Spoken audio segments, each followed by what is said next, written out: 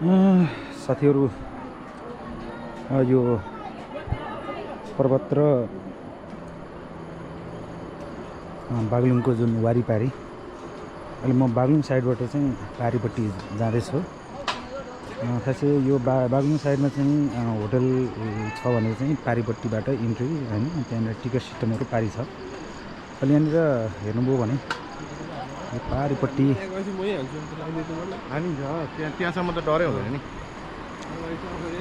पारिपट्टि हैन यो पुल छ हैन, यसको स्ट्रक्चर चाहिँ एकदमै हैन, डिजाइन चाहिँ एकदमै बवाल तरिकाले भएको चाहिँ मैले माने हैन। यो पारिदेखि देखिने चाहिँ अहिलेदेखि तल कालीगण्डकी नदी हो भने साथीहरू आउने हैन, एडभेन्चरको लागि आउने चाहिँ गर्छ।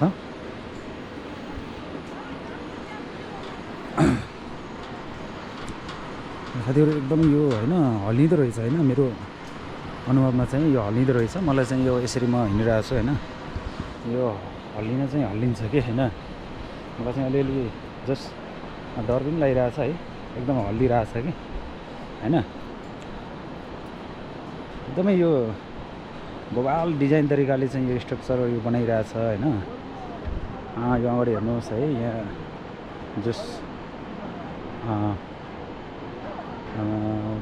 स्वदेशी र विदेशी पर्यटकहरू चाहिँ यहाँनिर चाहिँ घुमफिरको लागि यहाँ आउँदो रहेछ हैन।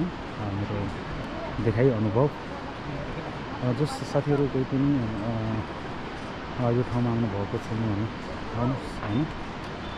यस्तो भिडियोहरू बनाएर हालिदिनु भयो भने विदेशी अथवा चाहिँ स्वदेशी पर्यटकहरू आउने र जसको आर्थिक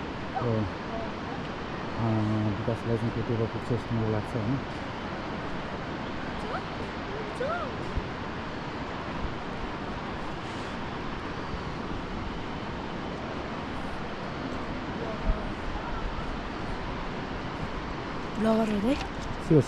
स्योर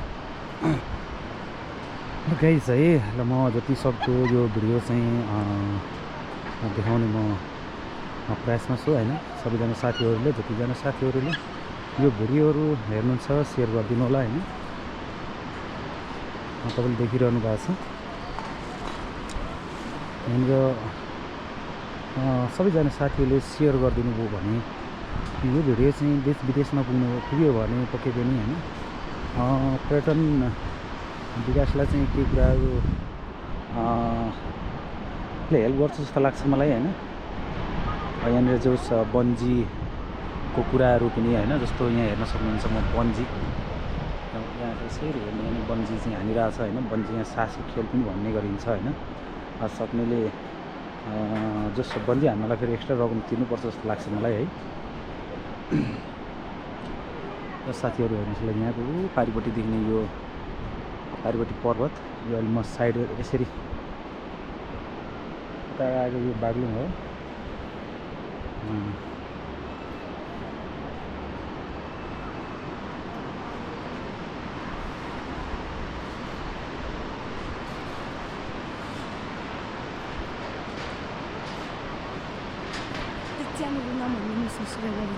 हो र मेरो त बाबु